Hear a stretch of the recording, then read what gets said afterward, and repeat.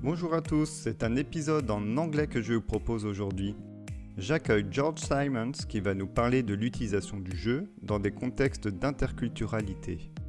Comment le jeu peut-il amener les gens à se rencontrer et à mieux se connaître? Je vous souhaite une très bonne écoute. Hello George Simons.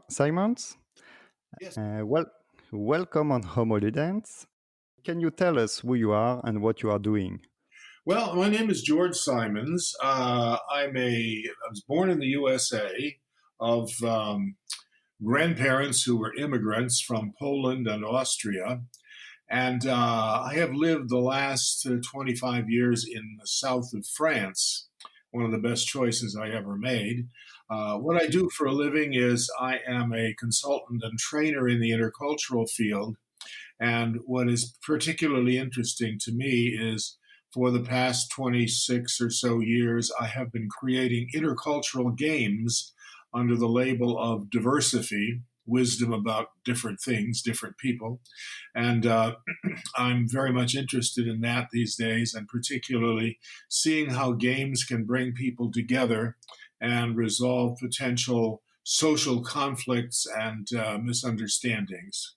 So that's my 82 years in short. And what are the goals of your company, Diversity? What we do is basically work on intercultural understanding and competence. And as I mentioned, we have well over 100 games, and I think there's games in about 13 or 14 different languages at the moment. And could you explain us what is interculturality? Well, that's a good question. Basically, what we're trying to do is create the ability for people to get to know, work with, collaborate with, and become creative with people who are different from themselves. This has been a human challenge for ages, but it's particularly highlighted now given the global environment in which we work in. The fact that we are dealing with people from different cultures not only far away from us and via the internet or social networks, but also in everyday life. Our world is becoming more and more diverse. And at the same time, there's a threat on the horizon, and that is the fear we have of each other, which has led to a lot of populism in politics in the last several years, and feels like a very dangerous tendency. So to me, one of the missions that I have is to make these games useful for people to not only learn about each other, but connect with each other face to face as they play and reduce what we would call the us versus them attitude and behaviors that are so easy to come by today. And what is more precisely the job of a cross-cultural trainer? Well, basically, it's a very diverse thing in itself. For example, I may be called upon to teach cross-cultural communication, negotiation, management, how to work in a global team with people from diverse backgrounds and diverse locations. So fundamentally, it's mostly classroom or training room activity, though some of it takes place now online, and I'm moving to some things in that direction. But the face-to-face encounter of people and learning together is an extremely important part of what I feel that I do. I teach courses not only for private and public organizations, but I've been invited to teach for management schools and universities and so on in the process of working for interculturality and helping young people learn how to be more culturally competent as they go out into this very diverse world and workplace. And how did you come upon using games in your work? Well, it's a long story, and I generally send people to my website, which is www.diversity.com.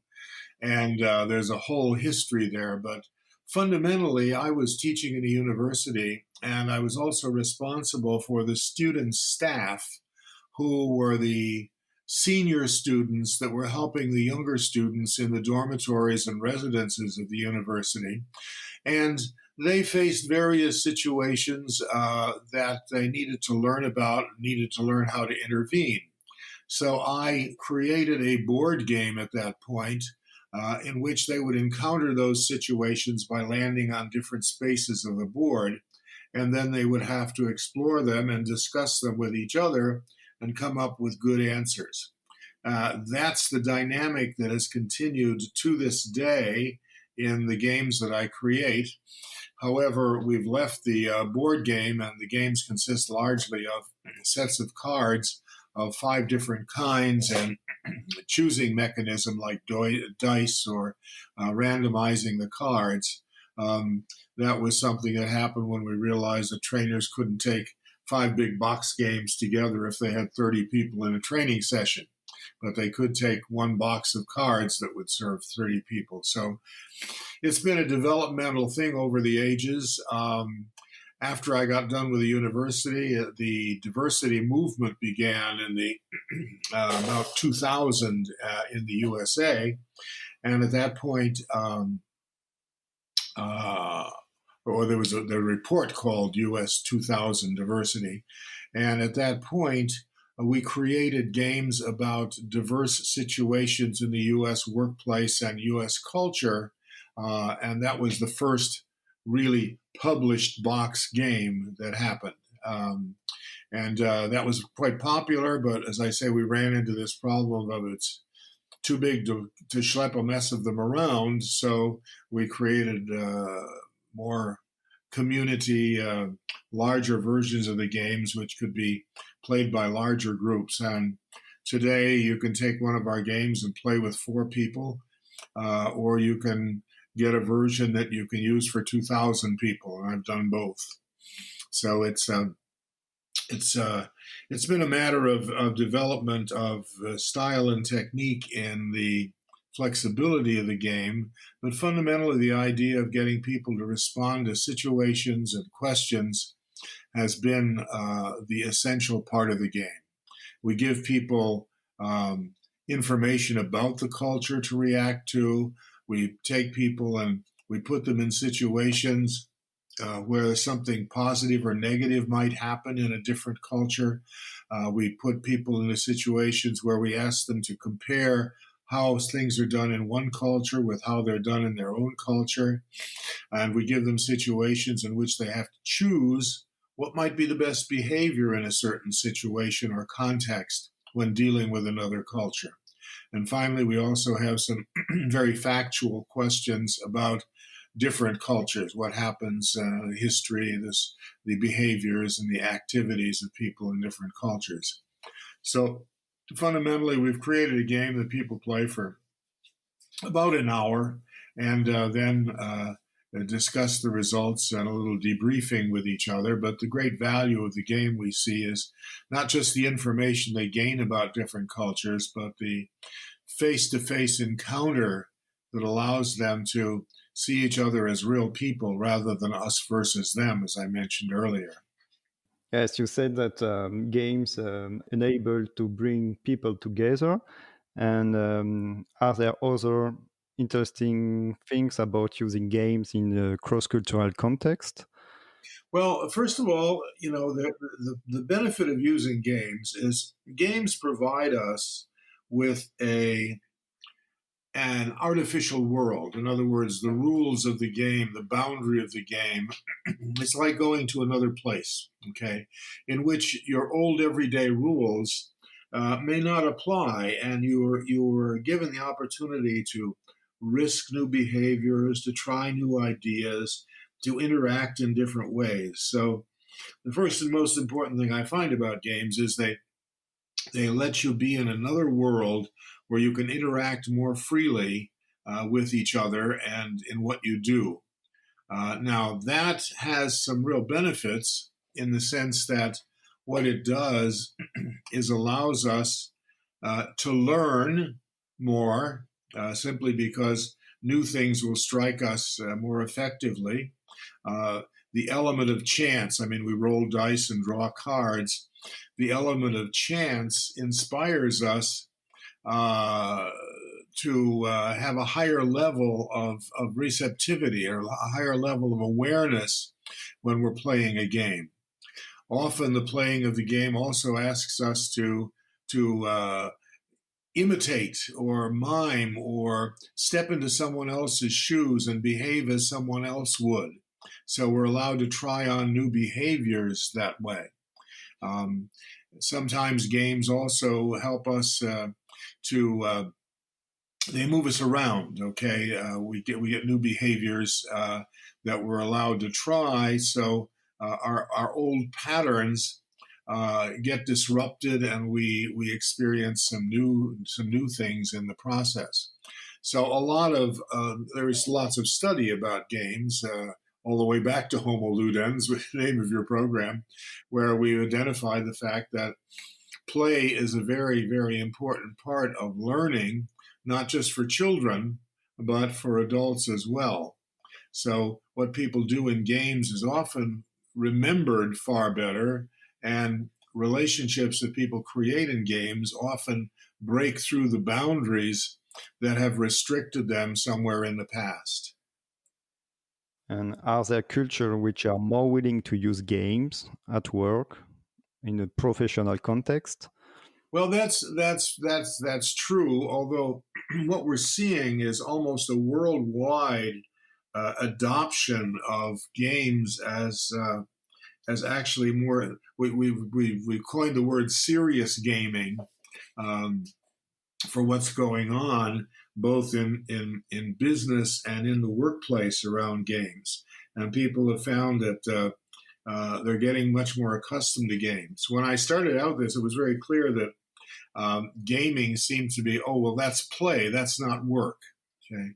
And now what we're discovering is that the best kind of work is the work that we have an attitude of play toward, and frequently the games that are used in the workplace, in the marketplace, and so on, are much more effective than the traditional kind of learning or communication that we've had. The games that we play are open doors to new things. Now, I've encountered cultures where people are still leery about games. These are not very serious.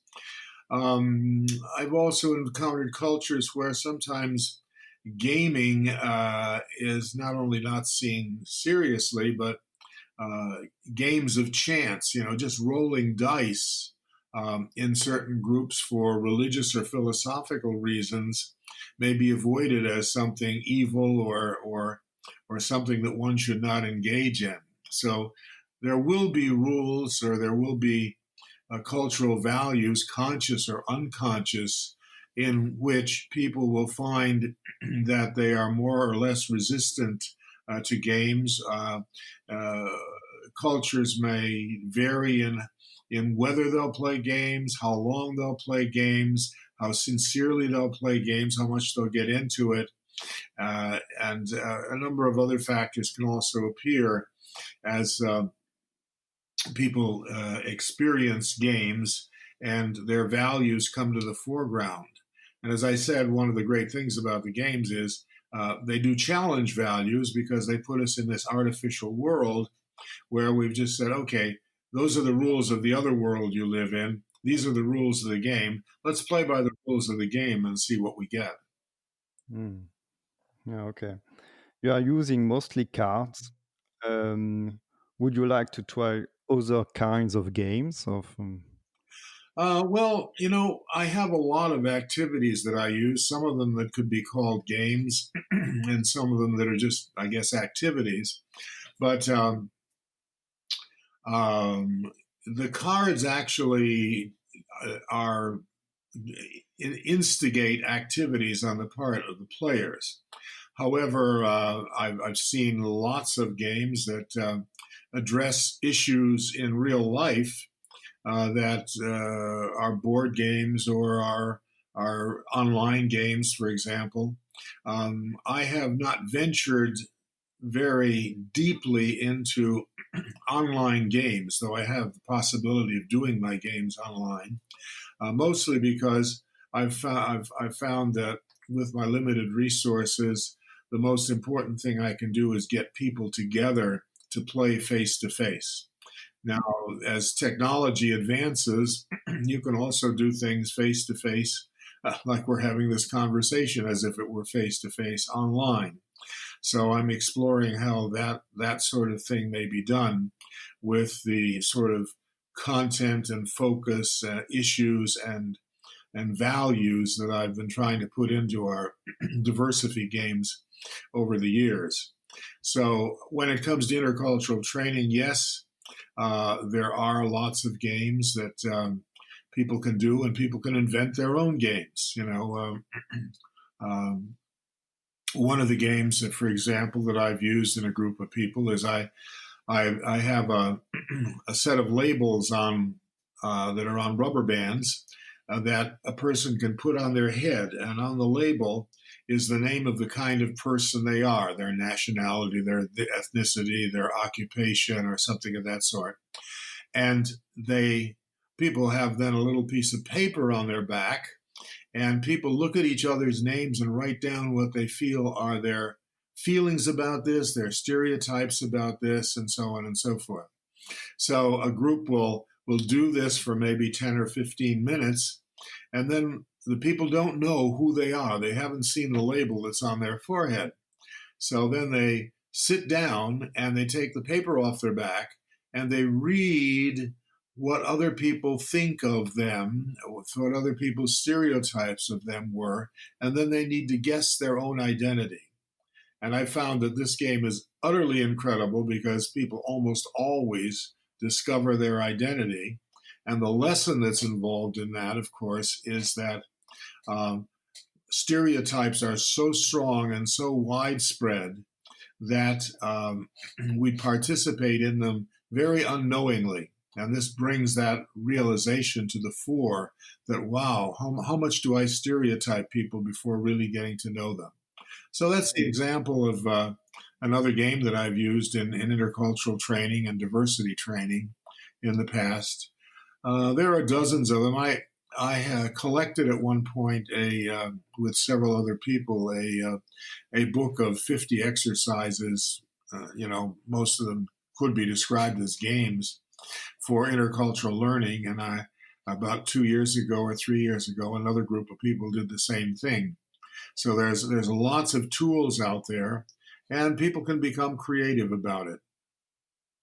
In this past meeting that we had with the Society for Intercultural Education, Training and Research, a congress that we held in Belgium, in Leuven, what happened was that we had a 2-day gamification course, and it wound up with people forming small groups for the creation of new games that they felt would be useful.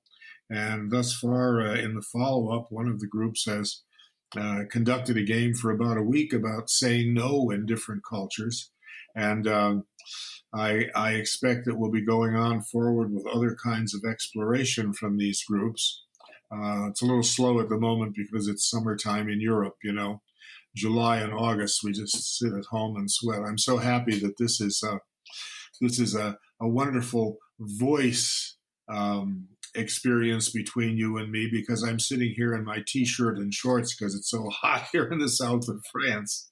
So luckily, no images. No images. You are using games in cross-cultural workshops. Can you tell us a bit more about what is going before and after the game?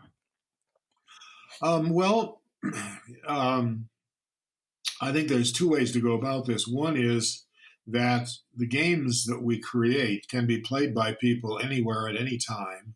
All they need is the materials and the facilitator guide. However, when I do workshops, the design then incorporates the games for the specific learning objectives of the organization or the company or the group that I'm working with. So, for example, About 2 years ago, I had the opportunity to, a French company was sold to a U.S. American company. And this French company had offices various places in France and Brazil and so on. So we created a course about working with U.S. Americans for the HR people and the managers of the French company that was being sold to the U.S. company.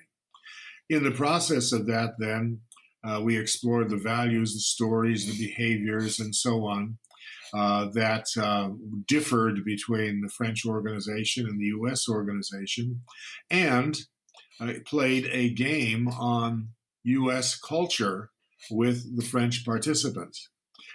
This was one of our diversity games.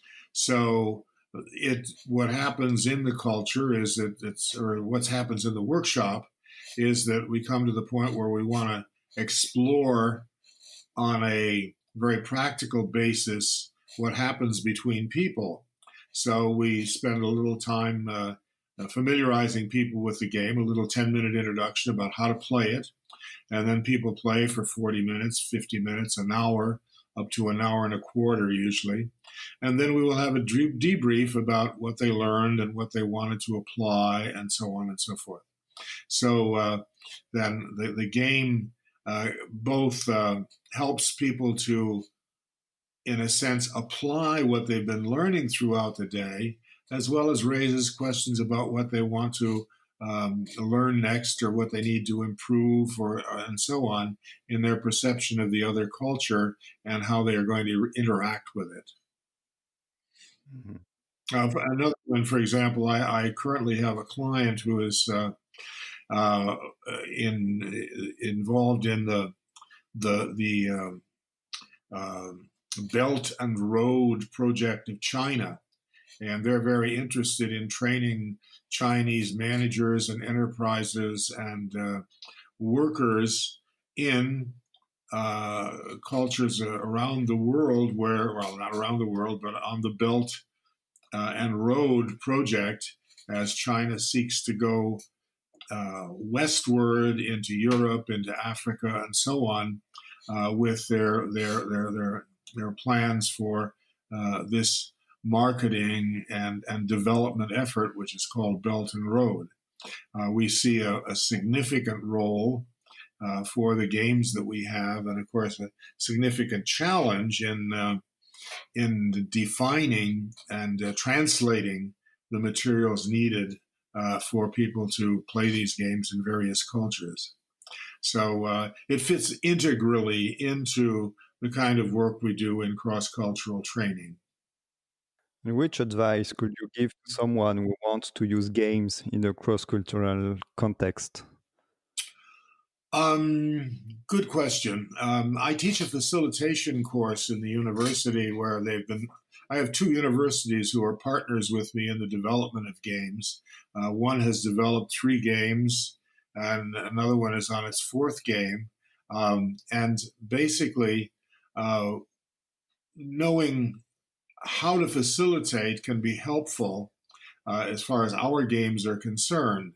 But basically, what a person should do, of course, is try the game in a safe context and see what their role will be. Most of the time, the people who lead games are basically facilitators. And that's an important thing to remember. We have a good facilitator guide for our games, and most games come with instructions about how to use them and how to apply them if you're using them in teaching or some other kind of environment. But basically, important thing is that a facilitator is a person who does exactly that, makes it easy for people to play, makes the game go smoothly. And I know some people are afraid of leading games, especially games like the ones that have lots of information in them. They don't need to be the experts on the information. What they need to do is be the people who can help people explore, play, connect with each other, and make sure that the rules of the game which enable people to do that are well observed. So I guess the first thing I'd like to say is don't be afraid of games. You don't have to be a master gamer of any sort. You just need to be a good teacher or facilitator when you use the games. There are enormous numbers of games to choose from. One just goes online and sees all kinds of stuff and various websites of gaming and so on. How to use them, it depends on your learning objectives. I mean, for our own games, for example, most of our games have about 200 to 250 cards, which cannot be played in 40 minutes. But I encourage the people who are training to make sure that they pick out the information that they want to use from these card sets that really suits their learning objectives. What is it that they're trying to have the people in their group experience, learn, exchange, discuss with each other? So it's I guess number one is don't be afraid to use games. Number two is make sure that you pick games that will support the learning objectives that you have for your group or your group has for itself or your client has for the situation. Okay. We arrive at the end of this episode. Do you want maybe to add something that we have forgot? Okay, good question. I guess what I'd really just like to add is encouragement to be creative, encouragement to take risks. Find fellow people who you can explore new ideas with. Make your organization or your part in it a kind of place where new ideas and creative exercises and activities can address issues, tasks, challenges that you're facing in new and fresh ways. This is basically what gaming does. And I think from an intercultural point of view, I realize that we have constructed worldviews, meta-récits, as they say in French sociology, meta-narratives that we live by, that we take as our reality, and we don't realize that these have been socially constructed. And so gaming and playing is a way for us to not only see the limits of our worldviews, of these meta-narratives, but helps us to change them, correct them, create new ones. And that's the real challenge going forward in a world where we see politics and competition and all kinds of issues that are painful to our humanity. And it's time to do something about that. So that's my sermon for the ending of this thing. And I'm hoping that people will take the time. You need time to play. In other words, you have to stop doing some of the things you're doing. Give yourself some empty space to play, and use that to become creative. Unfortunately, I don't know most people, but a lot of people really are trying to do their job. They put their nose to the grindstone, as we say in English, and keep working on, and don't have the leisure to, or don't take the leisure to follow other instincts that will come to the fore if you take time to be quiet by yourself or in fun company from time to time. So for those who are the workaholics of the world, gaming and thinking about gaming and using games is part of the therapy for that. Great, thank you. The last two questions. Which game would you like to recommend to us? Well, my own game, of course, and our highest version of that game, which exists in about 6 or 7 languages now, is called Diversity Cultural Competence.